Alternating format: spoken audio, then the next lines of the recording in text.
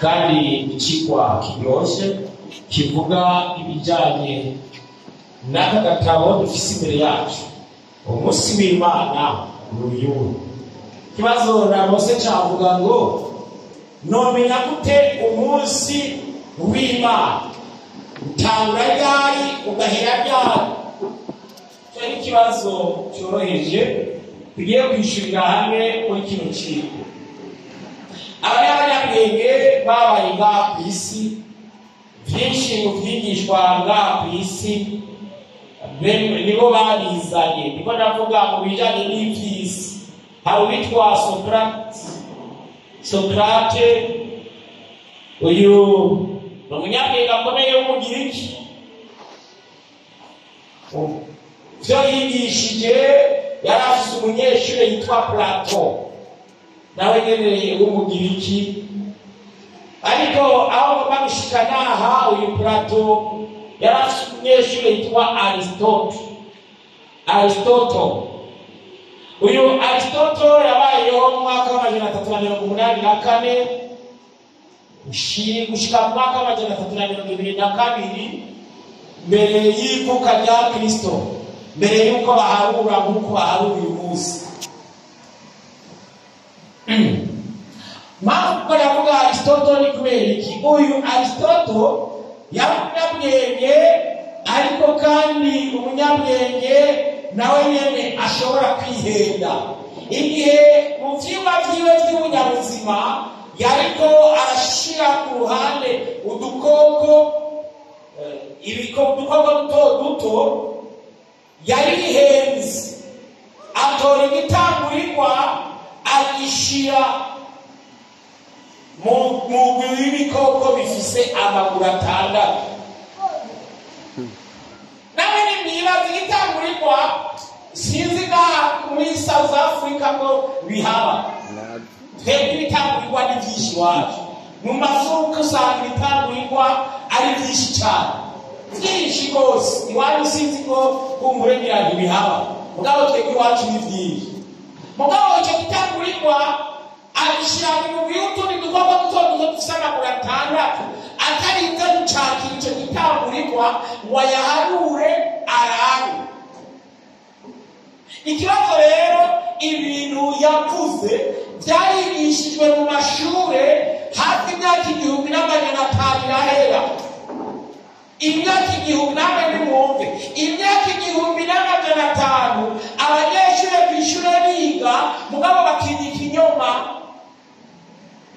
Bagashira ku mutwe w'igitangurirwa gifise amaguru 6. Umwigisha akaza akigisha abanyeshure w'igitangurirwa gifise amaguru 6, kandi atagisuzumye ngo agire warabe. Mu nyuma mu mwaka w'1844 kugeza mu mwaka w'1829 havutse uwundi munyabwenge yitwa Jean Baptiste Lamarck. Nawe munyabwenge mu banyabwenge n'iyi si babayeho, niwe yavuze ati none aho kwiga inyigisho ya Aristotle ko ibitangurirwa bifise amaguru 6, ubwo ibitangurirwa ko tubana mu nzu sinobisuzuma nkarabyo twiga n'ibyo twigishije kwa kuri. Maze aravye asanga igitangurirwa gifise amaguru 8.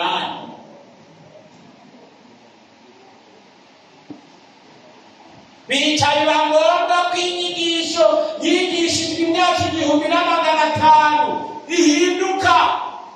Bose batatangura rero bayigisha bati oya, Aristotle yatubeshe. Igitangurirwa ntabwo gifise amaguru 6, igitangurirwa gifise amaguru 8. Bagenzi, inshuti z'umusaraba, haraheze imyaka myinshi.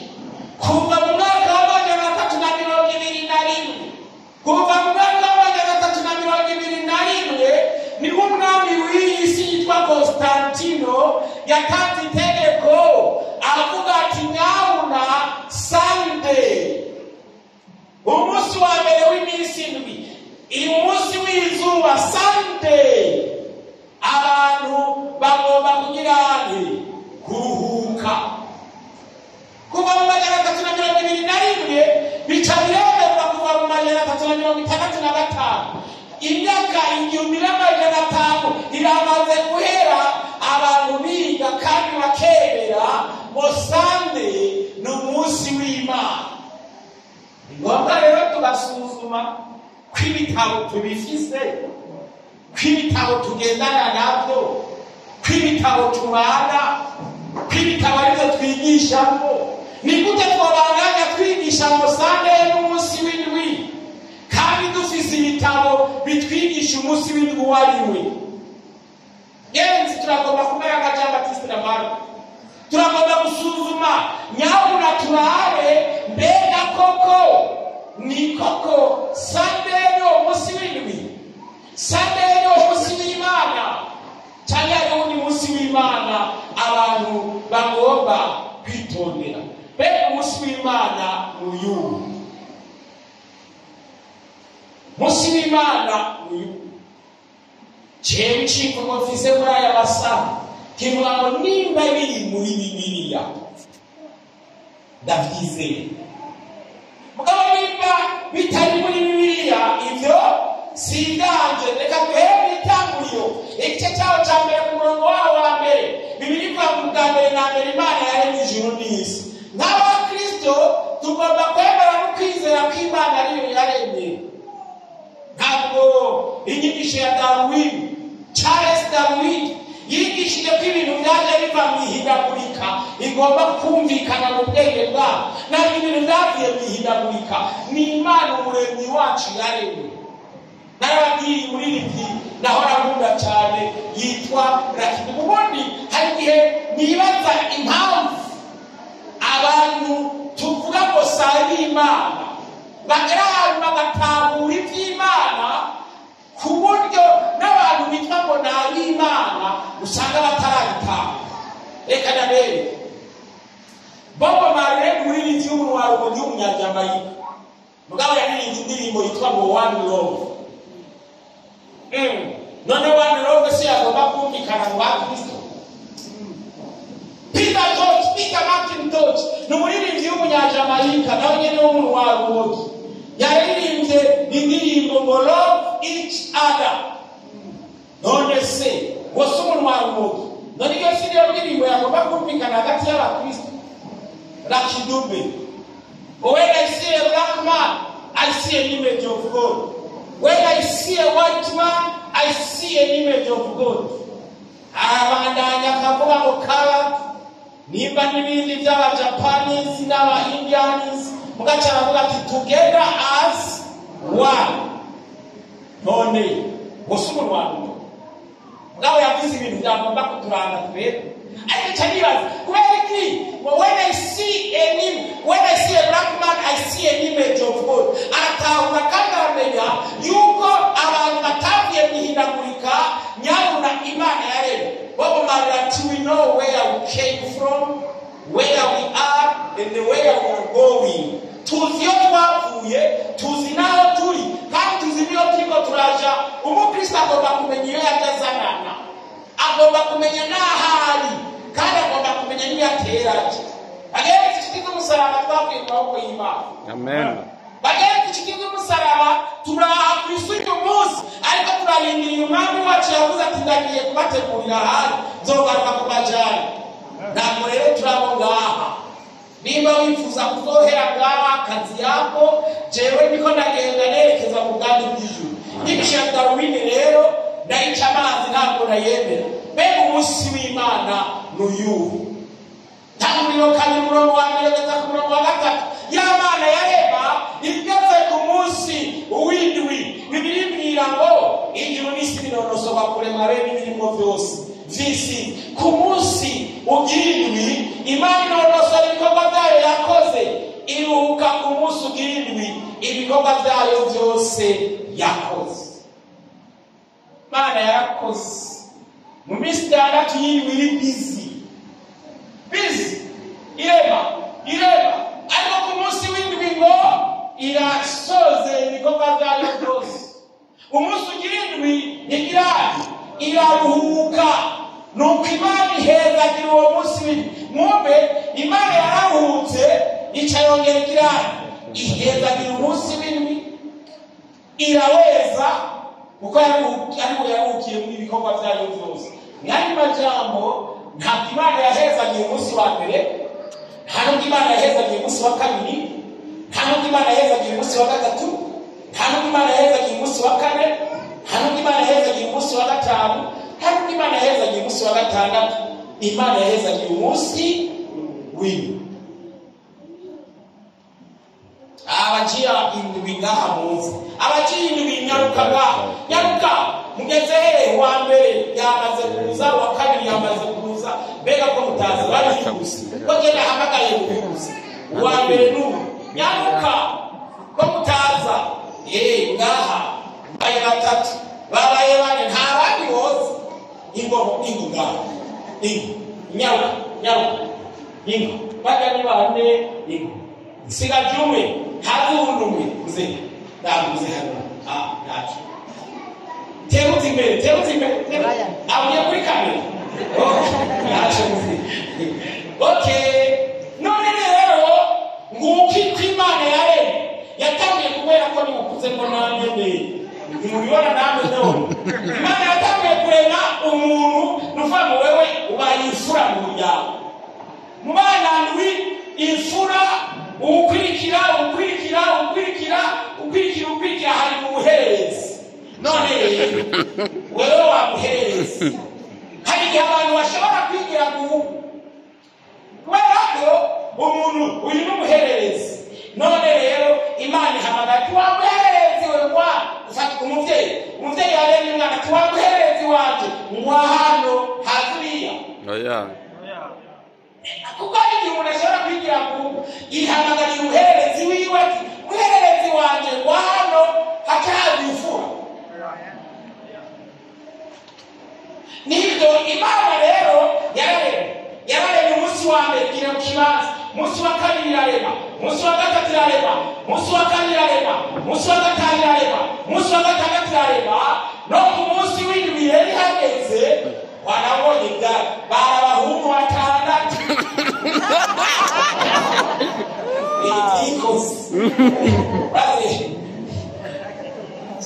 ari muvyazi yabwiraga wa mbere umuhungu, wa kabiri umuhungu, wa gatatu umuhungu, ataka mu mukobwa, wa kane umuhungu, ataka mu mukobwa, wa gatanu umuhungu, ataka mu mukobwa, wa gatanu umuhungu. ati tenda ndacabanga Imana ishamuteka kandi agakobwa nikaze kagiri Mugere gachaka kunwa abana bose barangana sindenagaye abana bose kibanga mugabo nane nibishira mu kibanza cy'umuvyeyi yataye abahungu batandatu akahereza ku mukobwa, abakobwa nagahereza kandi n'agakobwa kamwe mu bahungu batandatu. Yego namwe murabana urumva mutoga kundamwe kugakunda oya mureke ibindi bimumba mu bireke tujye mu mubiri tuvuga mukuru akagakobwa nibyo yafura yayo urayikunda pe n'abandi bahungu n'abakunda ariko n'agakobwa kamwe agakobwa ngo gakunde ntimugakunda nigire kwicana. None rero Imana yafashe umunsi umwe gusa w'indwi niho yahezagiye kandi niho yaruhutseko kandi niho yagize yatagatifuje. None we wigira mu guhanyura uzari wa mbere kandi yifitiye agahererezi kayo k'agakobwa keza yikundira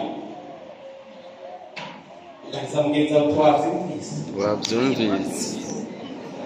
ibindi bisaba ibihaburo byinshi bisaba gusa kubyiyumvisha ntabwo bisaba ibihaburo byinshi bisaba gusa kubyiyumvisha. hariya kuva 1622 kuva 1622 hanze biki wamaze kuwa gatandatu begeranye ibyo kurya bingana kabiri n'ibyo bahora baza n'ibyabisigaye bageze mu bugarama maze Imana ikaba ifungurwa bafungura yitwa manu kuwa mbere kuwa kabiri yababwira ati imisi yose muzoza muvyegeranya, kuwa mbere muzovyegeranya, kuwa kabiri muvyegeranye, kuwa gatandatu muhageze ntabwo muzokwenderanya ivyo kuwa gatandatu gusa oya muzegeranya ivyo kuwa gatandatu n'ivyo kw'isabato kuko Isabato ntabwo muzobona ntibizoza. Bibiri ivuga ngo kuwa gatandatu begeranye ibyo kurya bingana kabiri n'ibyo bahora baza. Umuntu wese agira omero zibiri. Bakuru bose n'iryo shengero baraza babibarira bose. Ababona ati ibyo nibyo Uhoraho yavuze ati tuzo ku munsi wo kuruhuka w'isabato urobanuriwe Uhoraho. Nibagende bateka ibyo bagomba, bisagutse bagire babirike babirazi. Hanyuma Bibiliya iravuga ngo nuko barabiraza nkuko Mose yarageze, ntibyabora ntibyamurunyo na rumwe. Mose arababwira ati uyu munsi mugivyo kuko uyu munsi ari uw'isabato y'Uhoraho. Uyu munsi nimubibona ku musozi mu minsi itandatu muzokwama muvyegeranya, ariko ugira ibintu w'isabato kuri wo ntibizoboneka. Ariko kuri uwo munsi ugira rero ko bamwe batumva ngo baragiye bararondera baza kuvyegeranya barabura maze Imana ikirabaza Mose ati muzogeza ryari kureka kwitondera ivyageze vyanje kw'isabato ntibagize ntavyo barose.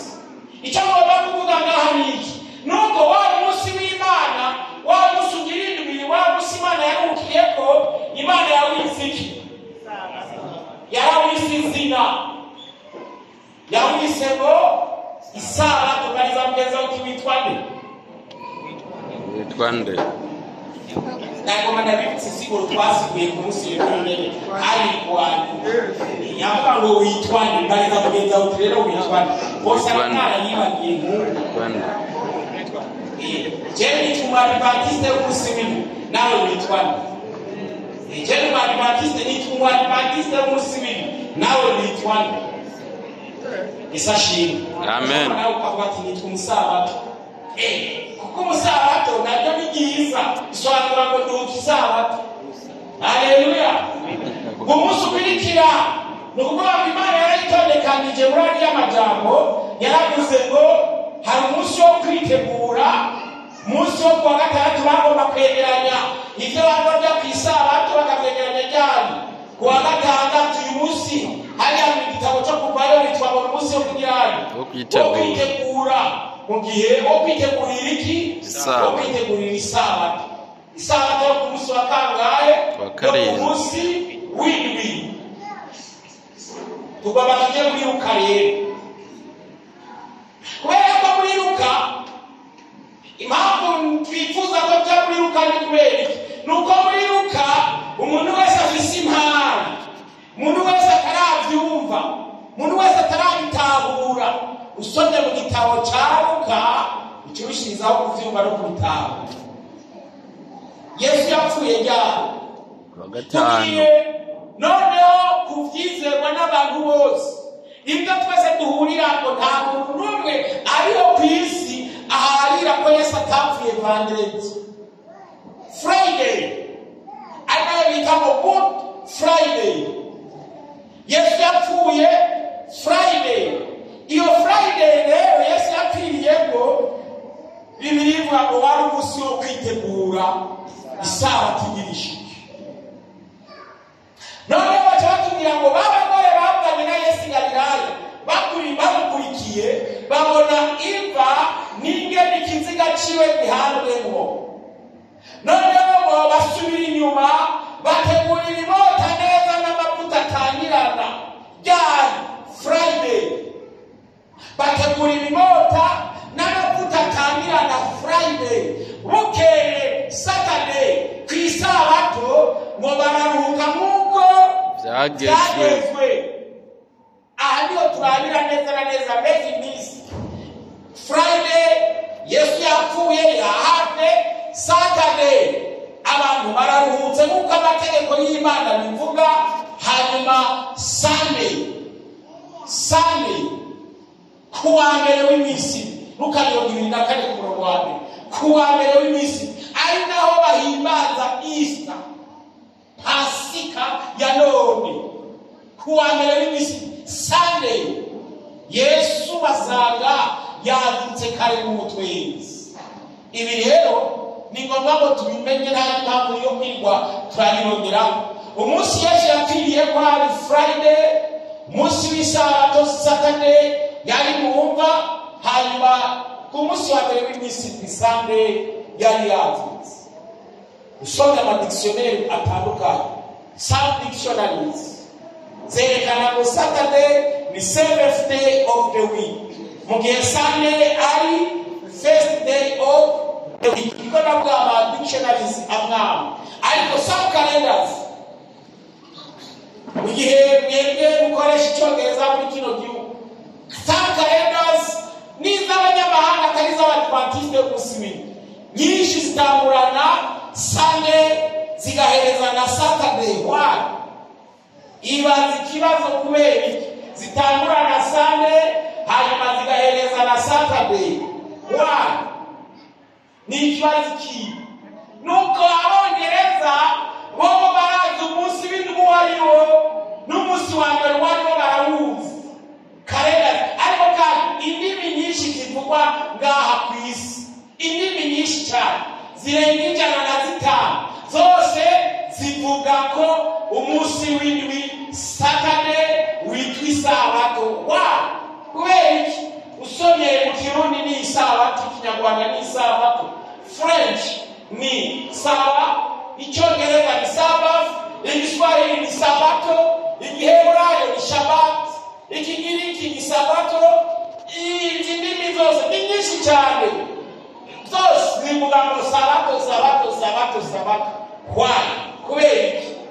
Nibaza ko ari ibintu byavuye kwikora abantu barazi isabato ko Saturday n'umunsi w'isabato uvyemera cyangwa ubihakana ni isabato. Igitabo cyitwa Quran ni igitabo abisilamu bakoresha. Iki rero cyoco rero kiravuga kiti nimba wemera isabato cyangwa utayemera birakuraba mugabe isabato ni Saturday. Yani mirongo byinshi cyane ugiye gusoma nk'iyi sura twita ngo Al-Baqara niravuga ngo kandi murazirezi zahamye no kwimye baziruye isabato umunsi w'ikiruhuko Jumamosi twaragiye ngo ni mu bihende z'inyantege babaremera bati baratumwe abantu baziruye isabato ntukavume muntu w'Imana. Aha bavuze byinshi anisa y'indi sura bavuze ngo yemwe abantu b'igitabo nizere ibyo twahishuye byemeze ibyo mwari musanga we tutarahindukiza amaso yanyu hamwe no kumenyekana kwa bamwe muri mwebwe ngo tubahindukirize inyuma cyane tukabavuma nk'uko twavumye abazirura isabato. Kandi itegeko ry'Imana rigomba kugira handi kubahirizwa. Iyi ni Quran ntabwo ari Bibiliya. Rero nta mpamvu n'imwe ihari yuko abantu batagomba kubahiriza isabato kuko nta gitabo na kimwe cyo ngaha mw'isi kigera kiza kigira abantu kubahiriza umunsi atari isabato. Twagusoma ya mwanya wari dufitiye Al-Araf kandi babaze yemwe ibijyanye n'igisagara cyari gihereranye n'ikiyaga ubwo bazirura isabato Saturday kandi babaze ibijyanye n'igisagara cyari gihereranye n'ikiyaga ubwo bazirura ubwo amafi yahoraza kugaragara ku munsi w'isabato ntabarigize ku munsi atari uw'isabato. Uriko twabagerageje uko bakunda kugarariza Quran ariko kandi iravuga ko Friday ari umunsi w'ibikoma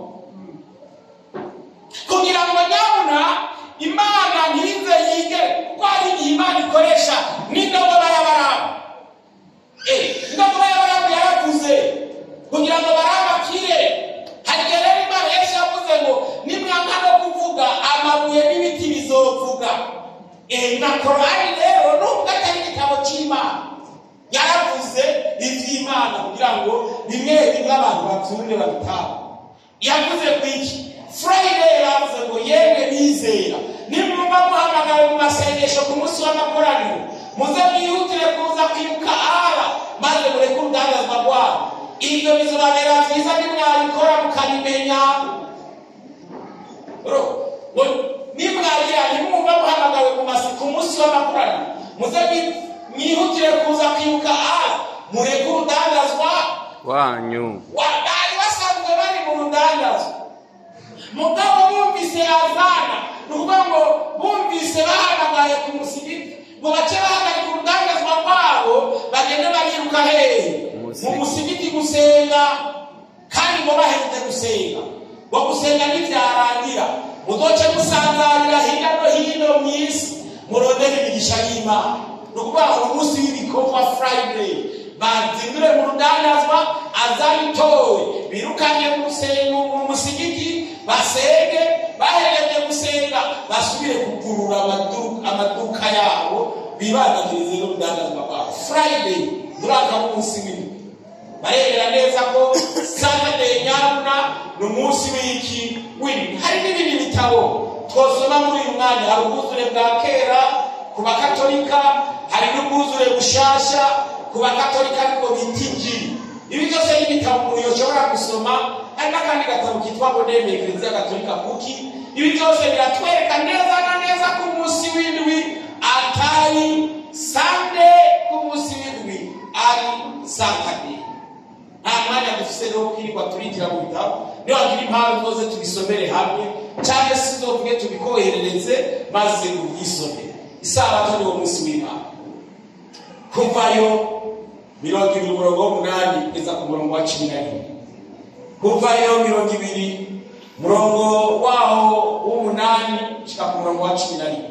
Bana yavuze ngo wibuke kuziririza umunsi w'isabato mu minsi itandatu dukore ababikora mu bikorwa byawe byose, ariko umunsi ugira indwi niwo sabato yacu. Imana ntabwo yigeze ivuga ko umunsi wa mbere ari wo munsi wayo. Yavuze nyabuna ko umunsi w'indwi ari wo munsi wayo, ari wo sabato yayo. Jewe ura Imana yawe ntukagire igikorwa na kimwe ukorako wewe ubwawe cyangwa umuhungu wawe cyangwa umukobwa wawe. Uko iminsi itandatu ariyo jewe uhoraho naremye n'ijuru n'isi n'ikiyaga n'ibiri muri ivyo byose, ntaruhuka ku munsi ugira indwi. Nicyo cyatumye jewe uhoraho mpezagira umunsi w'isabato nkawe. Nanoneka niwo munsi Imana yaruhutse. Mwumva Imana isanzwe itaruha ariko yararuhutse. Nubwo witwa Peter Tosh niwe yavuze mu ndirimbo ziwe, yavuze ngo nzokora ngo nongere nkore ngo gushika numvise nushi ngo niho nzoruhuka. Ngo ni Peter Tosh. Arabandi nabo bisamaza bakavuga bati ushatse wohera ku munsi ushatse ugakora wumvise urushe ugacigira isabato. Yego nibyo vrema ntabwo wihenze ngo bikora. Mugabe iyo sabato nkiyo bari Imana, yo bari sabato yiwawe. Murashobora kwirondera isabato yiwe. Mugabo ntuhabwe uco yita Imana, kuko Imana ibangari ku munsi w'indwi niwo munsi Imana yita uwayo.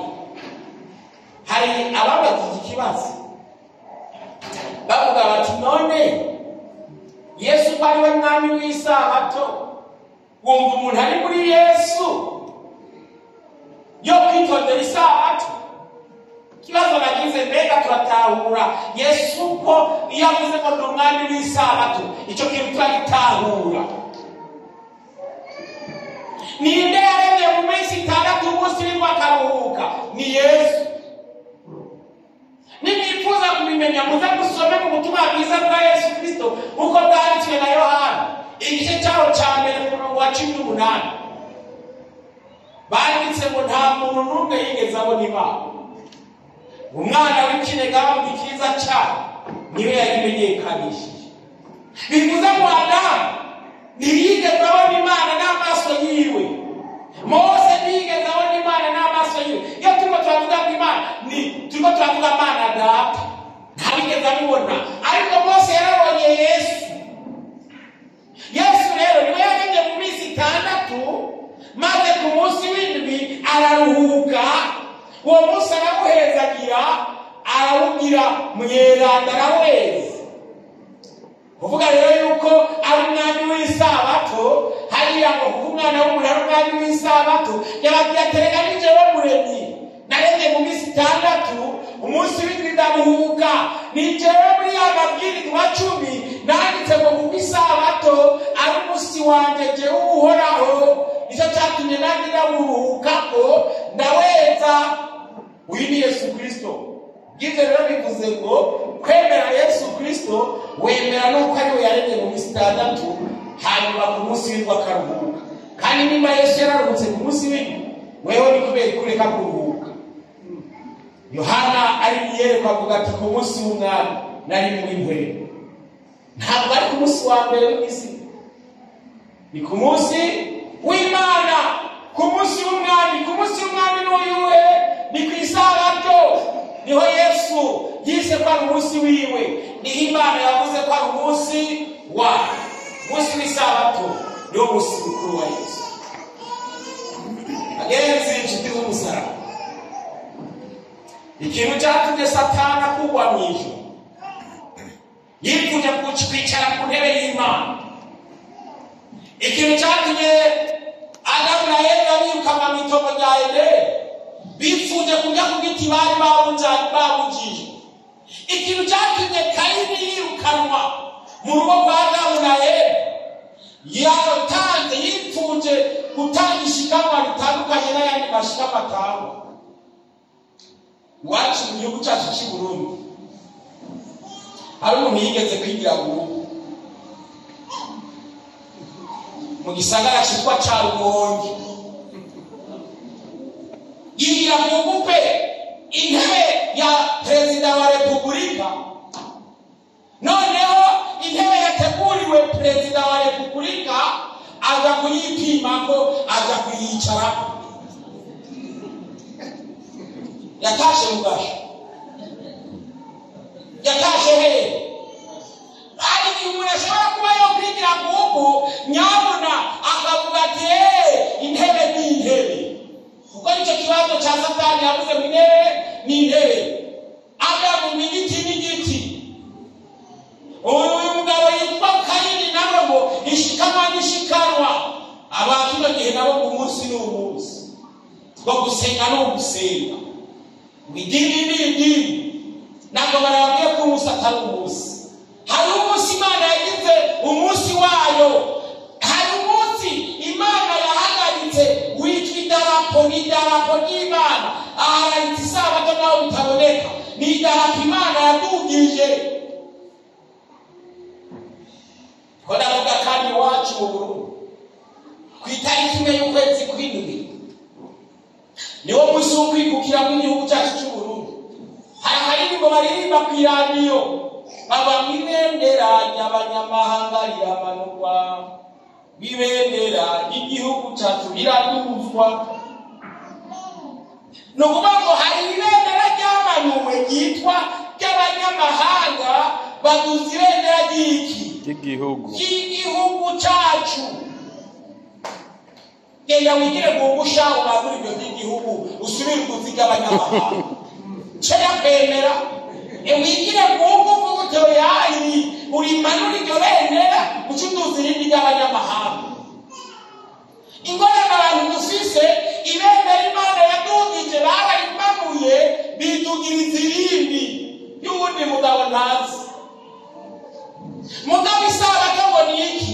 Ni ibendera y'idarapo, ni idarapo ry'Imana. Iyo tugeze misi yose Saturday twibuka ko twaremye n'Imana. Niwo munsi mpuzamakungu, mpuzisi n'ijuru wo kwibuka ko Imana ari umuremyi, ko twavuye mu biganza by'Imana. Ariko kandi bagenzi, ni ikidodo, ni kashe, ni so, ni stamp y'Imana. Mu isabato hari ibintu bitatu. Icyambere tubona ngo mu kidodo, tubona ngo nyene ikidodo, nyene ibyagezwe n'inde? Ni Imana. Ni iyihe tayitoro yayo? Ni umuremyi. Ikorera hehe na hehe? Mu ijuru no mu isi. Muze murabe stamp yayo yose ibirimo ibintu bitatu. Nyene stamp, tayitoro y'uwo muntu nyene iyo stamp, hanyuma akongera akabamo nanone kandi na territory y'uwo muntu nyene iyo stamp.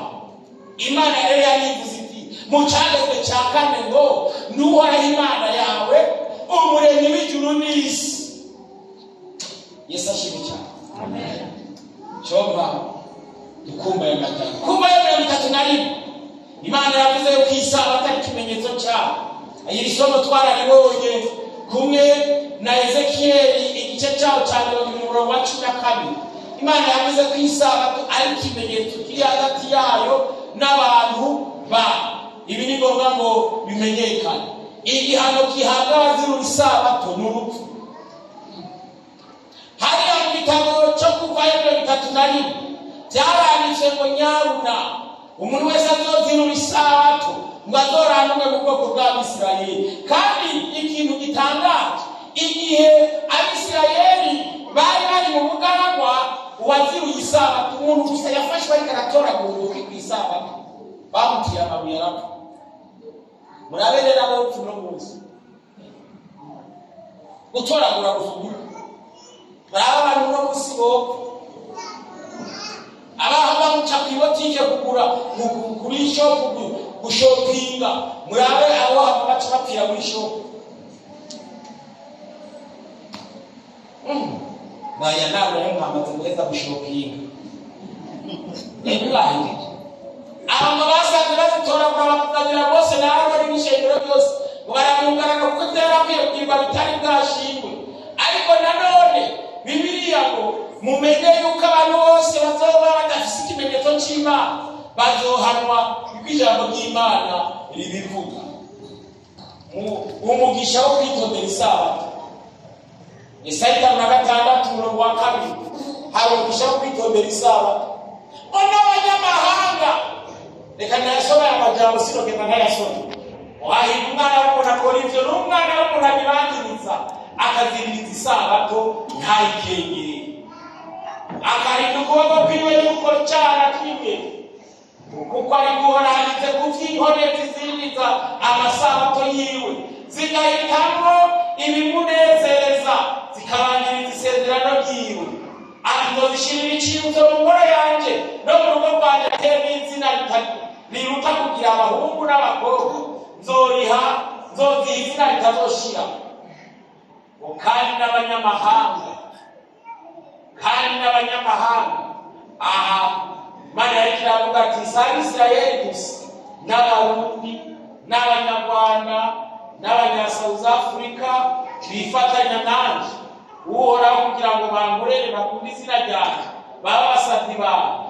Umuntu wese n'importe qui uwariwe wese anyone umuntu wese agirira isabato ntarikengeye akabangiriza isezerano ryanjye, abo nabo tubashikana ku musozi wanje wera mbanezereze mu ngoro yawe. Izina ry'Imana yacu rihabwe.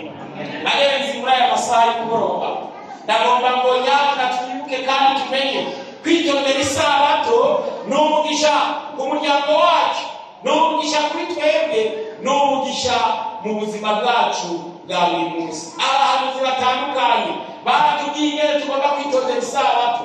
Usomye muri Yeremiya arakubwira nyabuna ko bidakwiye kugira ikintu twikorera ku munsi w'isabato, kwikorera ku munsi w'isabato. Ariko si Yeremiya gusa, usomye mu gitabo cya Nehemiya ngo kandi abanyamahanga bo muri iki gihugu nibagira ibintu bashora ku isabato, ari ibintu bashoye, ari ibyo kurya, ntituzogira icyo tugura ku isabato cyane ku wundi munsi wose wegeje. Nehemiya yavuze ati ku isabato ntabyo kujya gushopinga, nibana bizana abanyamahanga bakabizana twebwe ntituzogura. Nzabigeza aho turabyumvise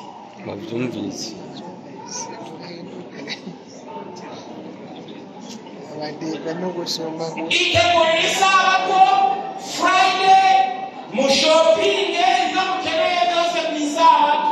Mugabo ku isabato stop shopping, si umunsi wo gushopinga.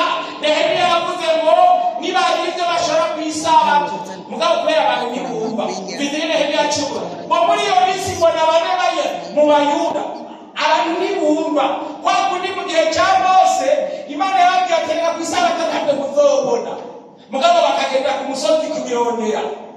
Imana isabato ntabwo nzotanga, mugabo Abayuda Abisirayeli baca baragenda ku musozi kubirondera.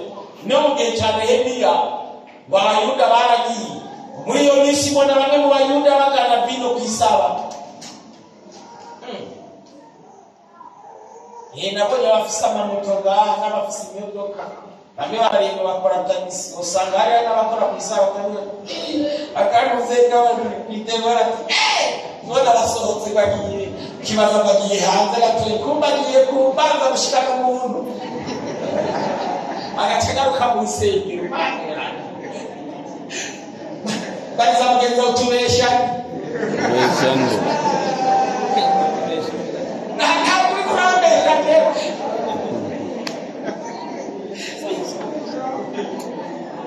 abanje kutakuderivaniga abone mukumura ibintu abanje kutakuderivaniga na ya moto hamukaya kiyagaruka wibaza ngo yibagiriye Bibiliya muhira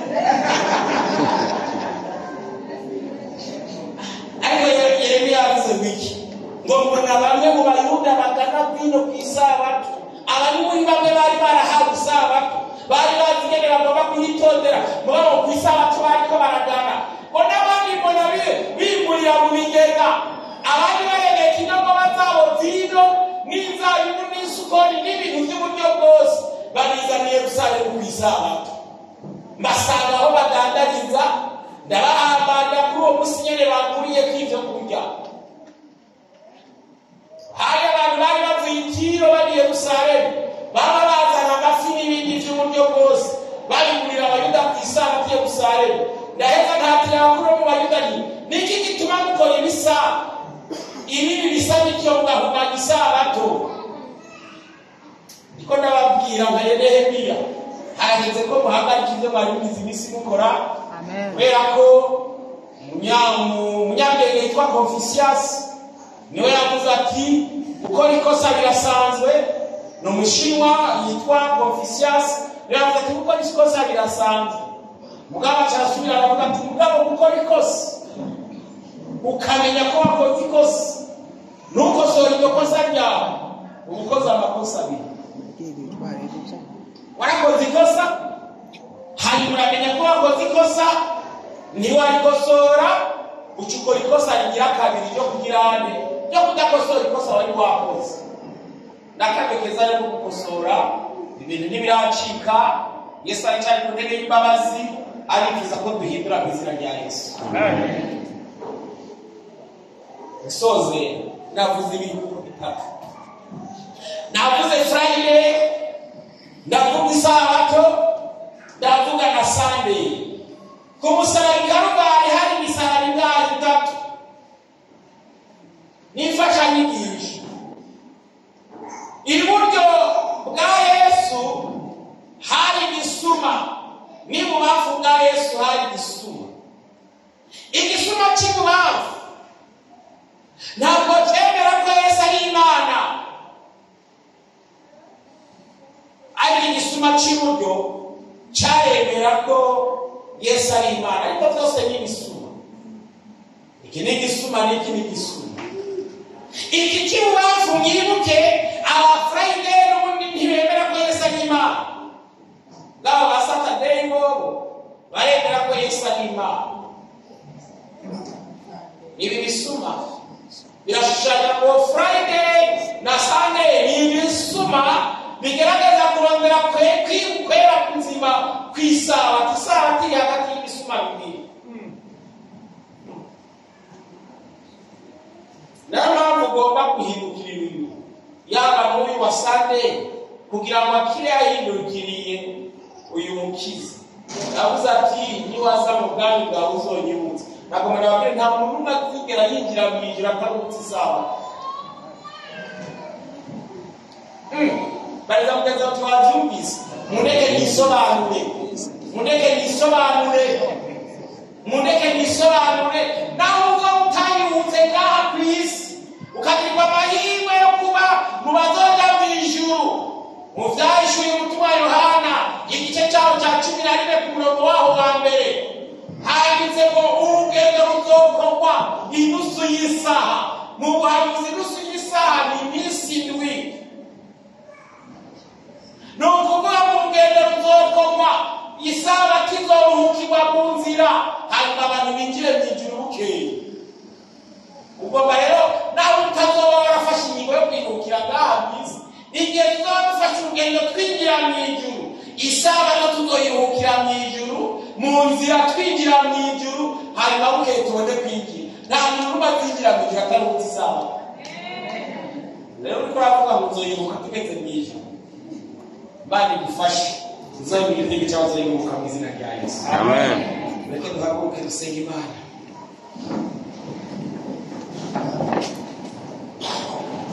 Aya muri Mariko 2:27 handitse isabato yabayeho baba. Imana yayikoreye abantu, yayigirijeho nawe cyo batwatanga tukayiruhuka mu izina rya Yesu. Amina. Bamaze kwinjira muri ayo masaha meza kandi meza y'Imana, mbere tugiye gusenga kugira ngo Imana ikomeze itume n'ingabo Imana yaduhaye y'urukundo kugira ngo abantu turuhuke ntahaco guhitamo kubahiriza kugendana n'Imana yacu twiyoroheje. Ariko kandi umuntu ashobora no guhitamo kutagendana n'Imana avyigomwe. Ejo tuzokwirwa ngaha mu gatondo, mugabo kandi nifuza kubona abavuga bati nyabuna mu buryo Imana yifuza ko turuhuka isabato. Ntabwo twatuzi ko umunsi w'indwi ari umunsi ukomeye nk'uyo, kandi ko ushika Saturday uhereye none n'umunsi turabimenye, turagomba kwifatanya n'ishinga ry'Abadiventiste b'umunsi w'indwi. Bamwe byo bahimbara ugatambuka mukaza hano imbere tugasengera hamwe, nanjye byonezeye. Wivine sinzahari yoza akadufasha akaduprojetere indirimbo tugize iminsi turiko turaririmba ya 57. Indirimbo nziza cyane. Wa mukobwa wa Mungu w'Imana uvuga uti nanjye nifuza gutangura kubahiriza isabato. Uhereye uyu munsi sinari bwamenye ko ari umunsi ukomeye cyane nk'uko namenye ko uba Saturday, ukaba wavyumvise ukaba wabimenye utakuze gusengera hamwe.